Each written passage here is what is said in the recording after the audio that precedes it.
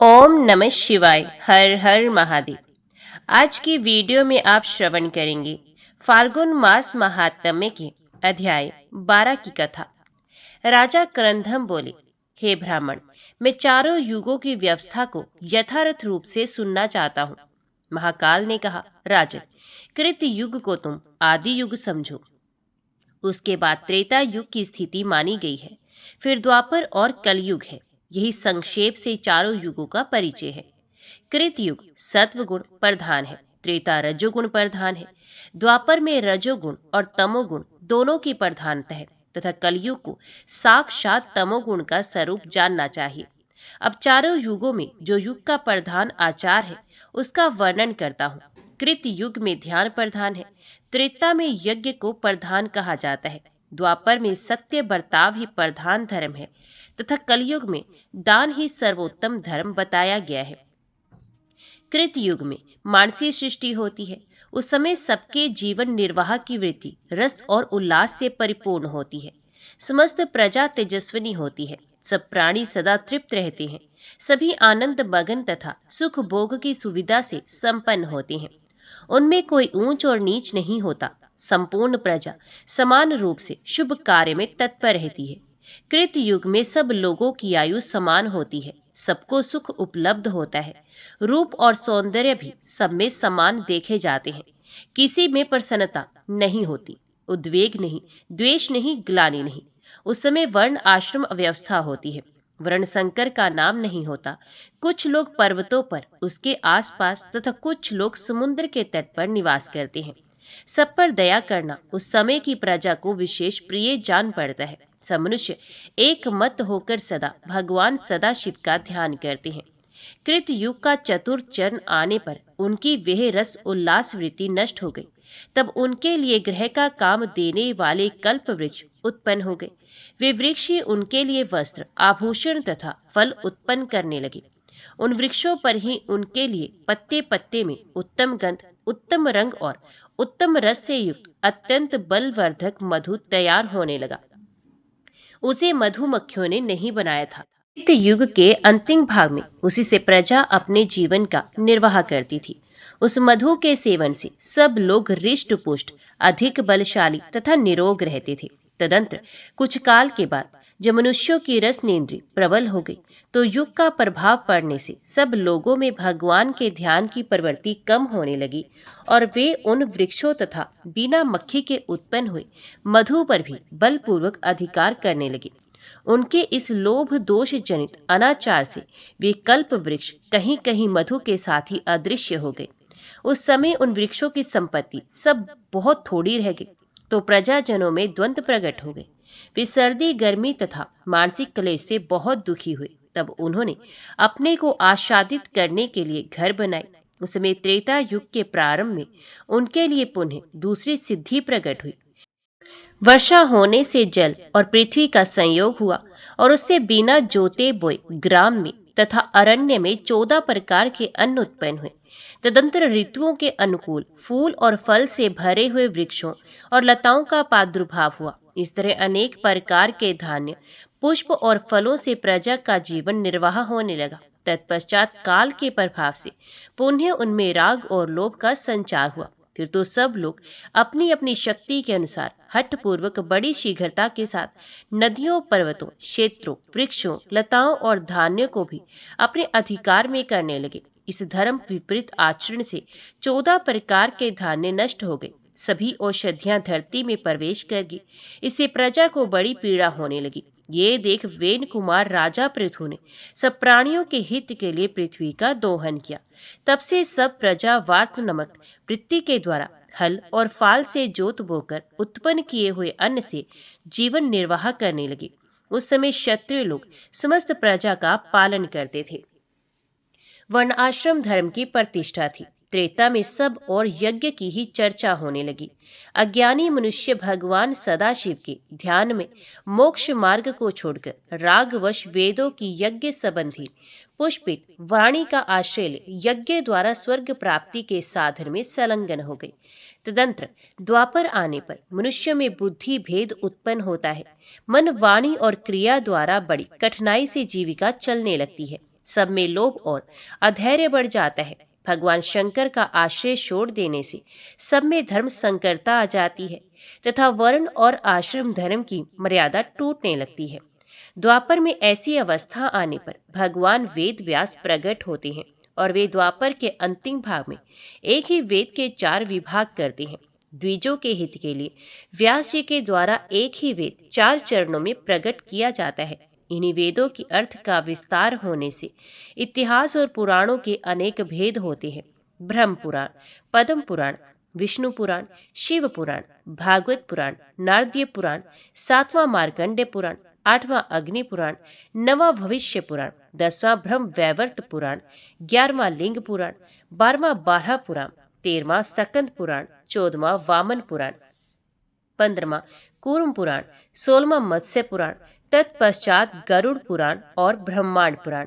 ये 18 पुराण हैं। अब इस वराह कल्प में होने वाले व्यासों के नाम सुनो। ऋतु, सत्य, भार्गव, अंगीरा, सविता, मृत्यु, शतकृतु, बुद्धिमान, वशिष्ठ, सारस्वत, त्रिधामा, वेदज्ञ, मुनिवर, त्रिवत, शततेजा, स्वयं भगवान नारायण, कर्क, आरुणि, कृतंजय, भारद्वाज, कविश्रेष्ठ, गौतम, मुनिवर, वाश्रवा, शुम्यान मुनि, तृणविंदु, ऋषभ, शक्ति, पराशर, जातुकर्ण्य, विष्णु रूप साक्षात द्वैपायन मुनि तथा अश्वत्थामा। ये भूत और भविष्य व्यास सूचित किए गए। द्वापर में लोक कल्याण के लिए धर्मशास्त्र के भी अनेक भेद होते हैं। मनु, अत्रि, विष्णु, हारित, याज्ञवल्क्य, उष्णा, अंगीरा, यम, आपस्तम, संवरत, कात्यायन, बृहस्पति, पराशर, व्यास, शंख, लिखित, दक्ष, गौतम, शाततप तथा वशिष्ठ ये धर्मशास्त्र के प्रवर्तक ऋषि हैं। तत्पश्चात द्वापर की संध्या में और कलयुग के प्रारंभ काल में जब शैव योग नष्ट होने लगता है तब योग से आनंदित होने वाले मुनि प्रकट होते हैं। श्वेत वराह कल्प के कलयुग में सर्वप्रथम भगवान रुद्र ही योगेश्वर रूप में प्रकट होते हैं। तदंतर सुतार, तारण, सुहोत्र, कंकण, लोगाक्षी, महामुनि, जैगिशव्य, भव्य, दधिवाहन, ऋषभ, मुनिवर, धर्म, उग्र, अत्रि, बालक, गौतम, वेदशीर्ष, गोकर्ण, शिखंडी, गुहावासी, जटामाली, अट्टाहस, दारुक, लांगली, संयमी, शूली, डिंडी, मुंडीश्वर, सहिष्णु, सोम शर्मा, लकुलिश तथा कायावरोहण इत्यादि युगेश्वर होने वाले हैं। ये कलयुग में संक्षेप से शैव धर्म का उपदेश करेंगे। राजन, इस प्रकार कलयुग में शास्त्रों का संक्षेप बताया जाता है। अब कलयुग की प्रवृत्ति सुनो, जो हर्ष और उद्वेग में डालने वाली है। कलयुग में तमोगुण से व्याकुल इंद्रियों वाले मनुष्य माया, असूया तथा तपस्वी महात्माओं की हत्या भी करते हैं। कली में मन और इंद्रियों को मथ डालने वाला राग प्रकट होता है। सदा भूखमरी का भय सताता रहता है। भयंकर अनावृष्टि का भय भी प्राप्त होता है। सब देशों में नाना प्रकार के उलट फेर होते रहते हैं। सदा अधर्म सेवन करने के कारण मनुष्यों के लिए वेद का प्रमाण मान्य नहीं रह जाता। प्राय लोग अधार्मिक, अनाचारी, अत्यंत क्रोधी और तेजहीन होते हैं। लोभ के वशीभूत होकर झूठ बोलते हैं। उनमें अधिकांश नारियों का सा स्वभाव आ जाता है। उनकी संतान दुष्ट होती है। ब्राह्मणों के दूषित यज्ञ याग, दोष युक्त स्वाध्याय, दूषित आचरण तथा असस्त शास्त्रों के सेवन रूप कर्म दोष से समस्त प्रजा का विनाश होता है। क्षत्रिय और ब्राह्मण नाश को प्राप्त होते हैं और वैश्य तथा शूद्रों की वृद्धि होती है। शूद्र लोग ब्राह्मणों के साथ एक आसन पर सोते, बैठते और भोजन भी करते हैं। शूद्र ब्राह्मणों के आचार को अपनाते हैं और ब्राह्मण शूद्रों के समान आचरण करते हैं। चोर राजाओं की वृत्ति में स्थित होते हैं और राजा लोग चोरों के समान बर्ताव करते हैं। पतिव्रता स्त्रियां कम होने लगती हैं और कुलटाओं की संख्या बढ़ती है। कलयुग में भूमि प्राय थोड़ा फल देने वाली होती है। कहीं कहीं वे अधिक उपजाऊ होती है। राजा लोग निडर होकर पाप करते हैं। वे रक्षक नहीं वरम प्रजा की संपत्ति हड़प लेने वाले होते हैं। कलयुग में प्राय क्षत्रिय पर जाति के लोग राजा होते हैं। ब्राह्मण शूद्र की वृत्तिका से जीविका चलाने वाले होंगे। शूद्र ब्राह्मणों से अभिवंतित होकर स्वयं वाद विवाद करने वाले होंगे। वे द्विजों को देखकर भी अपने आसन से उठकर खड़े नहीं होंगे। द्विज लोग मुंह पर हाथ रखकर नीच से नीच शूद्र के भी कान में अत्यंत विनयपूर्वक कोई बात कहेंगे। द्विजों के सामने भी शूद्र ऊंची आसन पर बैठे रहेंगे। यह बात जानकर भी राजा उन्हें दंड नहीं देगा। देखो काल का जैसा प्रभाव है। अल्प विद्या और अल्प भाग्य वाले ब्राह्मण सुंदर सुंदर फूलों तथा अन्य प्रकार के अलंकारों से शूद्र की अर्चना करेंगे। कलयुग के ब्राह्मण पाखंडियों के ना लेने योग्य दूषित दान को भी ग्रहण करते हैं और उसके कारण दुस्तर रौरव नरक में पड़ते हैं। करोड़ों द्विज कली काल में तप और यज्ञ का फल बेचने वाले तथा अन्यायी होते हैं। मनुष्यों के संतानों में पुत्र थोड़े और कन्याएं अधिक होती हैं। कलयुग में मनुष्य वेद वाक्यों तथा वेदार्थों की निंदा करते हैं। शूद्रों ने जिसे स्वयं रच लिया हो वही शास्त्र एवं प्रमाण माना जाएगा। हिंसक जीव प्रबल होंगे और गोवंश का क्षय होगा। दान आदि कोई भी धर्म अपने शुद्ध रूप में नहीं पालित होगा। साधु पुरुषों का अनेक प्रकार से विनाश होगा। राजा लोग प्रजा के रक्षक नहीं होंगे। कलयुग का अंतिम भाग उपस्थित होने पर प्रत्येक जनपद के लोग अन्न का व्यापार करेंगे। ब्राह्मण वेद बेचने वाले होंगे। स्त्रियां व्यभिचार से अर्थ उपार्जन करेंगी।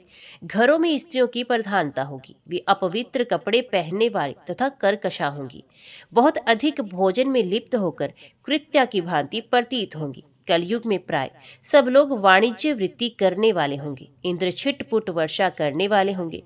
मनुष्य दुराचार सेवन आदि व्यर्थ के पाखंडों से घिरे होंगे और सब लोग एक दूसरे से याचना करेंगे। उसमें लोगों को पाप करने में तनिक भी शंका नहीं होगी। जब कलयुग के संहार का समय आएगा उस समय मनुष्य पराया धन हड़पने वाले, परस्त्रियों का अस्तित्व नष्ट करने वाले तथा 15 वर्ष की आयु वाले होंगे। चोर के घर में भी चोरी करने वाले तथा लुटेरे के घर में भी लूट मूट करने वाले होंगे। ज्ञान और कर्म दोनों का अभाव हो जाने से सब लोग उद्यम करना छोड़ देंगे। उसमें कीड़े चूहे और सर्प मनुष्यों को डसेंगे। वर्ण और आश्रम धर्म के विरोधी जो अनन्य पाखंड सुने जाते हैं वे सब उस समय प्रकट होंगे और उनकी वृद्धि भी होगी।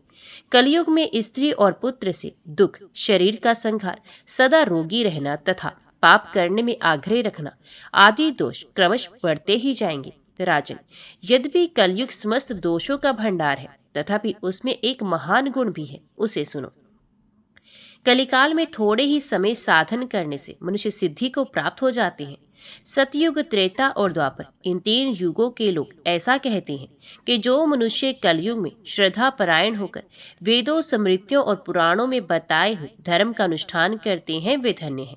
त्रेता में 1 वर्ष तक तथा द्वापर में 1 मास तक क्लेश सहन पूर्वक धर्म अनुष्ठान करने वाले बुद्धिमान पुरुष को जो फल प्राप्त होता है वे कलयुग में 1 दिन के अनुष्ठान से मिल जाता है। राजन, कलयुग में भगवान विष्णु और शिव की नियम पूर्वक उपासना करने वाले जितने मनुष्य सिद्धि को प्राप्त होते हैं उतने अन्य युगों में 3 युगों तक उपासना करने से प्राप्त होते हैं। राजन, 28वें कलयुग में जो कुछ होने वाला है उसे सुनो। कलयुग के 3290 वर्ष व्यतीत होने पर इस भूमंडल में वीरों का अधिपति शूद्रक नाम वाला राजा होगा जो चर्चिता नगरी में आराधना करके सिद्धि प्राप्त करेगा। शूद्रक पृथ्वी का भार उतारने वाला राजा होगा। तदंतर कलयुग के 3310वें वर्ष में नंद वंश का राज्य होगा। चाणक्य नाम वाला ब्राह्मण उन नंद वंशियों का संहार करेगा और शुक्ल तीर्थ में वे अपने समस्त पापों से छुटकारा पाने के लिए प्रायश्चित की अभिलाषा करेगा। इसके सिवा कलयुग के 3020 वर्ष निकल जाने पर इस पृथ्वी पर राजा विक्रमादित्य होंगे। वे नव दुर्गाओं की सिद्धि एवं कृपा से राज्य पाएंगे और दीनों का उद्धार करेंगे। तदंतर 3000 से 100 वर्ष और अधिक बीतने पर शक नामक राजा होगा। उसके बाद कलयुग के 3600 वर्ष बीतने पर मगध देश में हेम सदन से अंजनी के गर्भ से भगवान विष्णु के अंश अवतार स्वयं भगवान बुद्ध प्रकट होंगे जो धर्म का पालन करेंगे।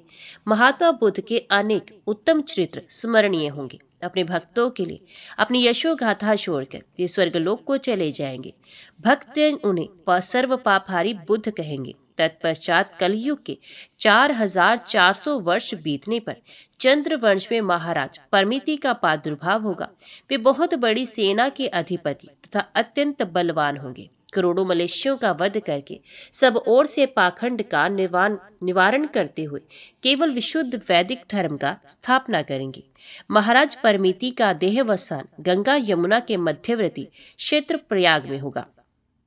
तत्पश्चात किसी समय काल के प्रभाव से जब प्रजा अत्यंत पीड़ित होने लगी, तब भयंकर अधर्म का आश्रय लेकर शठता पूर्वक बर्ताव करेगी। कोई बंधन ना रहने के कारण सब लोग लोभ से व्याप्त हो झुंड के झुंड निकलकर एक दूसरे को लूटेंगे और मारेंगे। सभी श्रम से पीड़ित हो अत्यंत व्याकुल रहेंगे। उस समय वैदिक और स्मार्त धर्म नष्ट हो जाने पर सब एक दूसरे के आघात से नष्ट होंगे, धार्मिक और सामाजिक मर्यादा का उल्लंघन करेंगे। सब में करुणा, स्नेह और लज्जा का अत्यंत अभाव हो जाएगा। सभी लोग नाटे कद के होंगे। उनकी पूरी आयु 25 वर्ष की होगी। उनके मन और इंद्रियां विषाद से व्याकुल होंगे और वे घर तथा स्त्री का परित्याग करके हाहाकार करते हुए बाहर भटकेंगे। वर्षा ना होने से सबकी जीविका मारी जाएगी और सब लोग दुखी हो कृषि और पशुपालन का काम छोड़कर पर्वतों पर रहने लगेंगे। अपना देश छोड़कर नदी और समुद्र के तट पर निवास करेंगे। पर्वतों की गुफाओं में रहेंगे। अत्यंत दुखी हो मांस और मूल फल से जीवन निर्वाह करेंगे। पुराने चिथड़े, वलकर और पत्ते तथा मृग चर्म धारण करेंगे। सभी अकर्मण्य तथा आवश्यक साधनों से भी रहित होंगे। उस समय शाल्य नामक मनुष्य धर्म का विनाश करने के लिए उन सबका संहार करेगा। उत्तम, मध्यम और अधम सब प्रकार की श्रेणियों का विनाश करके वह अत्यंत भयंकर कर्म करने वाला होगा। तब उसका वध करने के लिए संपूर्ण जगत के स्वामी साक्षात भगवान विष्णु संभल ग्राम में श्री विष्णु यशा के पुत्र होकर अवतीर्ण होंगे और श्रेष्ठ ब्राह्मणों के साथ जाकर उस शाल्य नाम वाले मनुष्यों का संहार करेंगे। वे सब और घूम घूम कर करोड़ों और अरबों पापियों का वध करके उस धर्म का पालन करेंगे जो वेद मूलक है।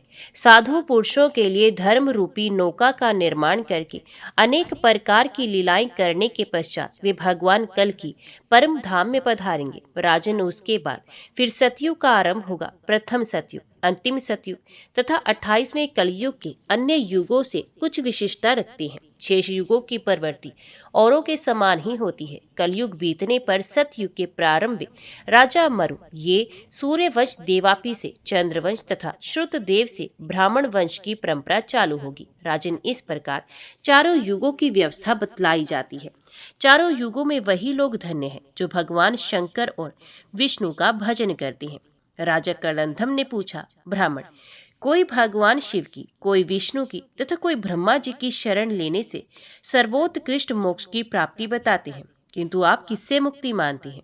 महाकाल ने कहा, नरश्रेष्ठ, इन तीनों देवताओं की महिमा अपार है। इस विषय में बड़े बड़े योगीश्वरों का भी मन मोहित हो जाता है। फिर मेरी तो बात ही क्या है। कहते हैं प्राचीन काल में कभी नैमिषारण्यवासी मुनियों को भी ये संदेह हुआ कि इन तीनों देवताओं में कौन सबसे श्रेष्ठ है। तब वे ब्रह्मलोक में गए। उसी समय भगवान ब्रह्मा ने इस श्लोक का पाठ किया। उन भगवान अनंत को नमस्कार है जिनका कहीं अंत नहीं मिलता तथा जो सबके महान ईश्वर है। उन भगवान शंकर को भी नमस्कार है। ये दोनों देवता सदा मुझ पर प्रसन्न रहे। इस श्लोक के अनुसार भगवान विष्णु और शंकर की श्रेष्ठता का निश्चय करके वे सब मुनि क्षीर सागर को गए। वहां योगेश्वर भगवान विष्णु ने इस श्लोक का पाठ किया। मैं संपूर्ण भूतों में व्यापक पर ब्रह्म स्वरूप भगवान ब्रह्मा और सदाशिव को प्रणाम करता हूँ। वे दोनों मेरे लिए मंगलकारी हो। ये श्लोक सुनकर उन ब्रह्मऋषियों को बड़ा विस्मय हुआ। वे वहां से हटकर पुनः कैलाश पर्वत पर गए।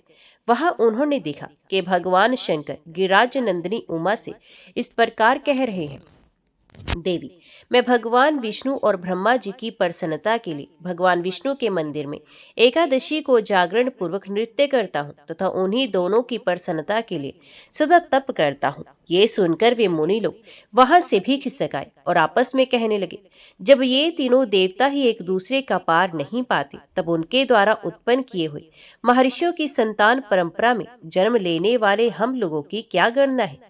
जिन तीनों में से किसी एक को उत्तम, मध्यम या अधम बताते हैं, वे झूठ बोलने वाले और पाप आत्मा है। उन्हें निश्चय ही नरक में जाना पड़ता है। राजेंद्र, नैमिषारण्यवासी तपस्वी मुनियों ने ऐसा ही निश्चय किया। ये सत्य ही है और मेरा भी यही स्पष्ट मत है। सहस्रों जप करने वाले सहस्रों वैष्णव तथा सहस्रों शैव ब्रह्मा, विष्णु और शिव का आराधन करके अपने को संसार बंधन से मुक्त कर चुके हैं।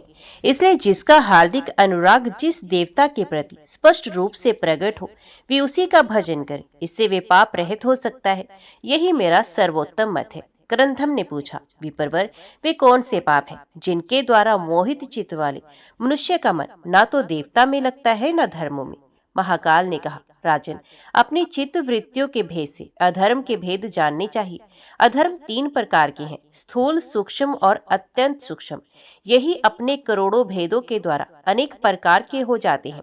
इनमें से जो स्थूल पाप समुदाय नरक की प्राप्ति कराने वाले हैं, उनका संक्षेप से वर्णन किया जाता है। उन पापों का अनुष्ठान मन, वाणी और कर्मों द्वारा होता है। उनमें से मानसिक पाप के 4 भेद हैं।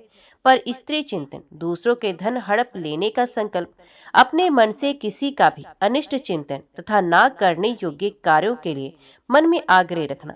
इसी प्रकार वाचिक पाप कर्म के भी 4 भेद हैं। असंगत वचन बोलना, झूठ बोलना, अप्रिय भाषण करना तथा दूसरों की निंदा और चुगली करना। शारीरिक पाप कर्म भी 4 प्रकार के हैं, अभक्ष्य भक्षण, हिंसा, मिथ्या भोगों का सेवन तथा पराये धन का अपहरण। इस प्रकार मन, वाणी और शरीर से होने वाले ये 12 प्रकार के पाप कर्म बताए गए। इनके भेदों का पुनः वर्णन करूंगा, जिनका फल अनंत है। जो संसार समुद्र से तारने वाले महादेव जिसे द्वेष रखते हैं, वे महान पातकों से युक्त होने के कारण नरक अग्नियों में जलते हैं। निरंतर फल देने वाले 6 महापातक बताए जाते हैं। जो मंदिर आदि में भगवान शंकर को देखकर ना तो नमस्कार करते हैं, ना उनकी स्तुति ही करते हैं, अपितु भगवान के सामने निशंक हो मनमानी चेष्टा करते हुए खड़े होते और क्रीड़ा विलास आदि करते हैं। भगवान शिव तथा गुरुजन के समीप पूजा, नमस्कार आदि आवश्यक शिष्टाचारों का पालन नहीं करते। शिव शास्त्रों में बताए हुए सदाचार को नहीं मानते और शिव भक्त में द्वेष रखते हैं। ये 6 प्रकार के मनुष्य महापात की समझे जाते हैं। जो पाप आत्मा अपने गुरु का, कष्ट में पड़े हुए व्यक्ति का, असमर्थ पुरुष का, विदेश गए हुए व्यक्ति का तथा शत्रुओं द्वारा अपमानित मनुष्य का परित्याग करता है अथवा उनके स्त्री, पुत्र एवं मित्रों की अवहेलना करता है, उसका यह कृत्य गुरु निंदा के समान महापातक समझना चाहिए। ब्रह्मत्यारा, मदिरा पीने वाला, स्वर्ण की चोरी करने वाला, गुरु पत्नीगामी, ये 4 महापात की हैं। जो इनके पास संसर्ग रखता है, वे 5वां महापात की है। जो लोग क्रोध से, द्वेष से, भय से अथवा लोभ से ब्राह्मण पर उसके मर्म को अत्यंत पीड़ा पहुंचाने वाले महान दोष का आरोप करते हैं, वे ब्रह्म हत्यारे कहे गए हैं। जो याचना करने वाले अकिंचन ब्राह्मण को बुलाकर पीछे नहीं है ऐसा कहते हुए दोनों अस्वीकार कर देता है, वे भी ब्रह्म हत्या करने वाला माना गया है। जो सभा में उदासीन भाव से बैठे हुए श्रेष्ठ ब्राह्मण को अपने विद्या अभिमान से निस्तेज करने की चेष्टा करता है, वे ब्राह्मण घाती बताया गया है। जो गुरुजनों के साथ बलपूर्वक विरोध करके अपने झूठे गुणों का बखान करते हुए अपने आप को उत्कृष्ट सिद्ध करना चाहता है, उसे भी ब्रह्म हत्यारा ही कहा गया। भूख प्यास से जिनके शरीर को संताप हो रहा है, अतएव जो भोजन करने की इच्छुक है, ऐसे ब्राह्मणों के भोजन में जो विघ्न डालता है, उसे ब्राह्मण घाती कहते हैं। जो सबकी चुगली करता है, सब लोगों के छिद्र ढूंढने में ही लगा रहता है, सबके मन में उद्वेग पैदा करता है तथा जिसमें क्रूरता भरी हुई है, ऐसा मनुष्य ब्रह्म हत्यारा माना गया है। जो प्यास से पीड़ित हो जल पीने के लिए जलाशय पर जाती हुई गौओं के मार्ग में विघ्न उपस्थित करता है, उसे गोघाती कहते हैं। ब्राह्मणों ने न्याय पूर्वक जिस धन का उपार्जन किया, उसे छल बल से हर लेना ब्रह्म हत्या के समान माना गया। माता पिता का त्याग करना, झूठी गवाही देना, अपने मित्र का वध करना, अभक्ष्य भक्षण करना, किसी स्वार्थवश वन जंतुओं का वध करना, क्रोध में आकर गांव, वन और गौशालाओं में आग लगा देना इत्यादि बड़े भयानक पाप मदिरा पान के समान माने गए हैं। दरिद्र मनुष्यों का सर्वस्व हर लेना, मनुष्य, स्त्री, हाथी और घोड़ों को चुरा लेना, गो, भूमि, रत्न, स्वर्ण, औषधियों के रस, चंदन, अगुरु, कपूर, कस्तूरी तथा रेशमी वस्त्रों का अपहरण करना तथा हाथ में दी हुई धरोहर को हड़प लेना आदि पाप स्वर्ण की चोरी के समान माने गए हैं। पुत्र और मित्र की स्त्रियों तथा बहनों के साथ संभोग करना, कन्या के साथ व्यभिचार का दुस्साहस करना, चांडाल की स्त्रियों को अपने उपभोग में लाना तथा अपने समान वर्ण वाली स्त्री के साथ व्यभिचार करना गुरुपत्नी गमन के समान माना गया है। अहंकार, अधिक क्रोध, पाखंड, कृतघ्नता, अत्यंत विषयासक्ति, कृपणता, शठता, ईर्ष्या तथा बिना किसी अपराध के ही पुत्र, मित्र, पत्नी, स्वामी और सेवकों का परित्याग करना, साधु बंधु, तपस्वी, गाय, क्षत्रिय, वैश्य, स्त्री और शूद्रों को मारना पीटना, भगवान शिव के आवास स्थान पर लगे हुए वृक्षों और पुष्प वाटिका आदि को नष्ट करना, जो यज्ञ के अधिकारी नहीं उनका यज्ञ कराना, जिनसे याचना करनी उचित नहीं उनसे याचना करना, यज्ञ, बगीचा, पोखरा, पत्नी और संतान को बेचना, तीर्थ यात्रा, उपवास, व्रत तथा मंदिर निर्माण आदि के पुण्यों का विक्रय करना, स्त्री के धन से जीविका चलाना, स्त्रियों के अत्यंत वशीभूत रहना, स्त्रियों की रक्षा न करना, ऋण न चुकाना, झूठ बोलकर जीविका चलाना, साध्वी कन्या की बातों में दोष निकालना, विष तथा मारण यंत्रों का प्रयोग करना, किसी का मूल उच्छेद कर डालना, उच्चाटन एवं अभिचार कर्म करना, राग और द्वेष के कार्य करना, समय पर संस्कार ना कराना, स्वीकार किए हुए व्रत का परित्याग करना, सब प्रकार के आहारों का सेवन करना, असत शास्त्रों के अनुसार चलना, सूखे तर्क का सहारा लेना, देवता, अग्नि, गुरु, साधु, गो, ब्राह्मण, राजाओं तथा चक्रवर्ती नरेशों की उनके सामने या परोक्ष में निंदा करना, ये सब उपपातक हैं जिन्होंने श्राद्ध और देव यज्ञ का परित्याग कर दिया है, अपने वर्ण आश्रमोचित कर्मों को सर्वथा छोड़ दिया है, जो दुराचारी, नास्तिक, पापी और सदा झूठ बोलने वाले हैं, जो पर्व के समय अथवा दिन में, जल में, विपरीत योनि में, पशु योनि में, रजस्वलाओं में अथवा अयोनि में मैथुन करते हैं, जो सबसे अप्रिय बोलते हैं, क्रूर हैं, प्रतिज्ञा को तोड़ने वाले हैं, तालाब और कुओं को नष्ट करने वाले हैं, जो रस का विक्रय करते हैं तथा एक ही पंक्ति में बैठे हुए लोगों को भोजन कराते समय पंक्ति भेद करते हैं, वे लोग इन सभी पापों के कारण उपपात की माने गए हैं। जो इनकी अपेक्षा कुछ न्यून श्रेणी के पापों से युक्त है, वे पापी कहलाते हैं। अब उनका वर्णन सुनो। जो गो, ब्राह्मण, कन्या, स्वामी, मित्र तथा तपस्वी जनों के कार्यों में अंतर डालते हैं, वे पापी माने गए। जो दूसरों की संपत्ति से जलते हैं, नीच जाति की स्त्री का सेवन करते हैं, गौशाला, अग्नि, जल, सड़क तथा वृक्षों की छाया में, वृक्षों पर, बगीचों और मंदिरों में जो लोग मल मूत्र आदि का त्याग करते हैं, वे पापी हैं। मतवाले होकर किलकारियां भरते हैं, वंचक विशेष वंचनापूर्ण कार्य तथा वंचकों के से आचरण करते हैं, झूठ और कपट के ही व्यवहार में लगे रहते हैं, कपटपूर्ण शासन करते हैं और कूटनीति का आश्रय लेकर युद्ध करते हैं, वे सब पापी हैं। जो अपने सेवकों के प्रति अत्यंत निष्ठुर और पशुओं का दमन करने वाला है, जो झूठ बोलता है और स्त्री, पुत्र, मित्र, बाल, वृद्ध, दुर्बल, रोगी, भृत्य वर्ग, अतिथि वर्ग तथा भाई बंधुओं को भूखे छोड़कर अकेला ही भोजन करता है, स्वयं तो मिठाई खाता और ब्राह्मणों को दूसरी वस्तुएं देता है, उसका पाक व्यर्थ जानना चाहिए, अर्थात उसके किए हुए दान और यज्ञ आदि का कोई फल नहीं मिलता।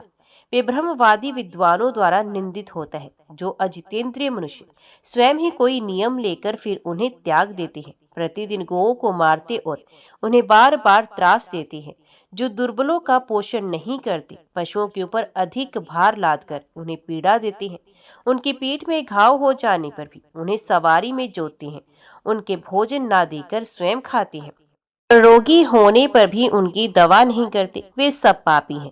जो सामुद्रिक शास्त्र को जीविका का साधन बनाता है, शूद्र कुल में उत्पन्न स्त्री को अपनी भार्या बनाकर रखता है और जो धर्मात्मा होने का ढोंग रचता है, वे सब के सब पापी माने गए हैं।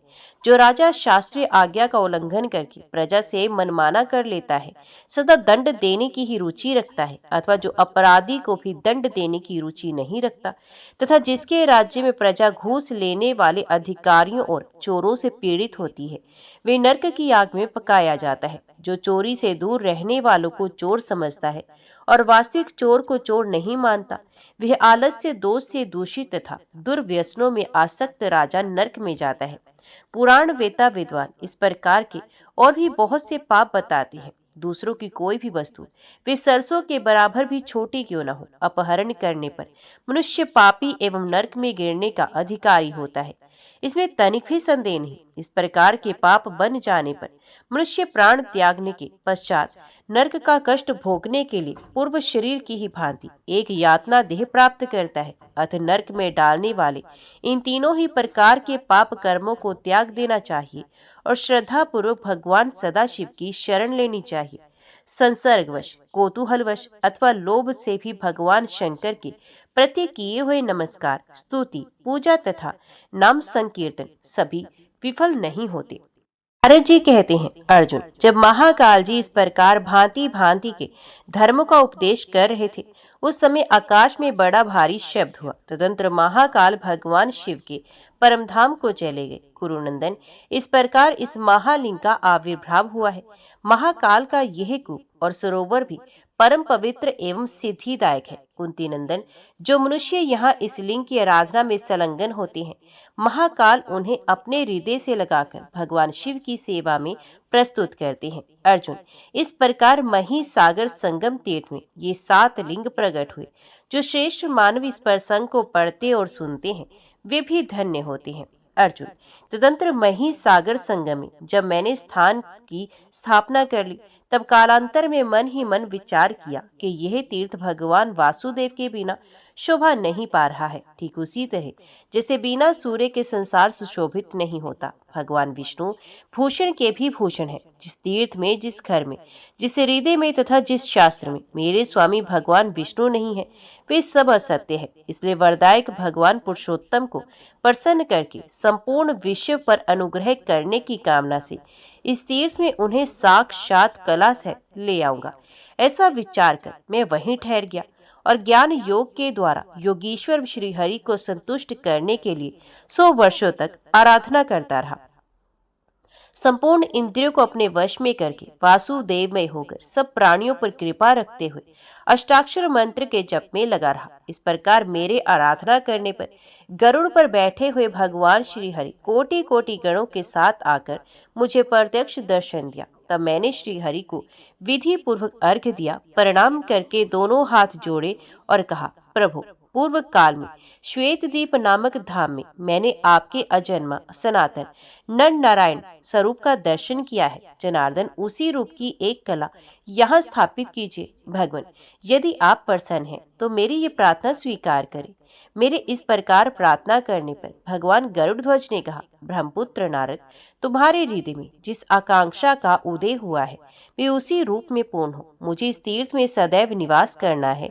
यो कहकर श्री विष्णु प्रतिमा में अपनी कला स्थापित करके भगवान विष्णु जब चले गए, तब मैंने संपूर्ण विश्व पर अनुग्रह करने की इच्छा से उनके श्री अर्चन विग्रह की स्थापना की। यतः साक्षात श्वेत द्वीप निवासी श्री हरि यहाँ विराजमान है, जो कि सबसे वृद्ध है। अतः वे इस तीर्थ में वृद्ध वासुदेव के नाम से विख्यात हुए हैं। कार्तिक मास के शुक्ल पक्ष में जो कल्याण में एकादशी आती है, उस दिन झरने अथवा नदी आदि के जल में विधि पूर्वक स्नान करके जो पुरुष पंच उपचार द्वारा भक्ति भाव से श्रीहरि का पूजन करता है तथा उपवास और जागरण करते हुए श्रीहरि के आगे संगीत एवं वाद्य का आयोजन करता है अथवा दंभ और क्रोध त्याग कर श्री विष्णु की महिमा एवं लीला की कथा कहता है तथा मन और इंद्रियों को वश में रखते हुए प्रसन्नचित हो यथाशक्ति दान देता है, वे ब्रह्म हत्यारा क्यों न हो, अनेक जन्मों की समस्त पाप राशि से मुक्त हो जाता है। इसके सिवा वे अंत में गरुड़ संबंधी विमान के द्वारा साक्षात वैकुंठ धाम को प्राप्त होता है। श्रद्धा पूर्वक, प्रसन्नता पूर्वक, उत्साह के साथ, आंतरिक अभिलाषा से अहंकार छोड़कर भगवान को स्नान करा, उन्हें धूप और चंदन चढ़ाकर, पुष्प और नैवेद्य समर्पण करके, अर्घ्यदान देकर, प्रत्येक प्रहर में अत्यंत भक्ति भाव से भगवान की आरती उतारकर, चवर डुलाने का आनंद लेते हुए, भेरी बजाते हुए, पुराण कथा श्रवण पूर्वक, भक्ति युक्त नृत्य करके, नींद से दूर रहकर, क्षुधा पिपासा तथा रसवादन की इच्छा से रहित होकर, भगवत अर्चन बिंदों से सुगंध को सूंघते हुए, भगवत प्रिय रात्रि संगीत का आयोजन करके, भगवत तीर्थ में जाकर प्राणायाम पूर्वक, ब्रह्मचर्य के पालन पूर्वक, स्तोत्र पाठ के साथ भगवान के चरणोदक को ग्रहण करते हुए, सत्य भाषण पूर्वक, सत्संग का लाभ उठाते हुए तथा पुण्य वार्ता के साथ इन 25 विशेषताओं के साथ जो मनुष्य एकादशी की रात में भगवान के समीप जागरण करता है वे फिर इस भूमि में जन्म नहीं लेता। ओम नमः शिवाय। हर हर महादेव। आगे की कथा आप अगले अध्याय में सुनेंगे।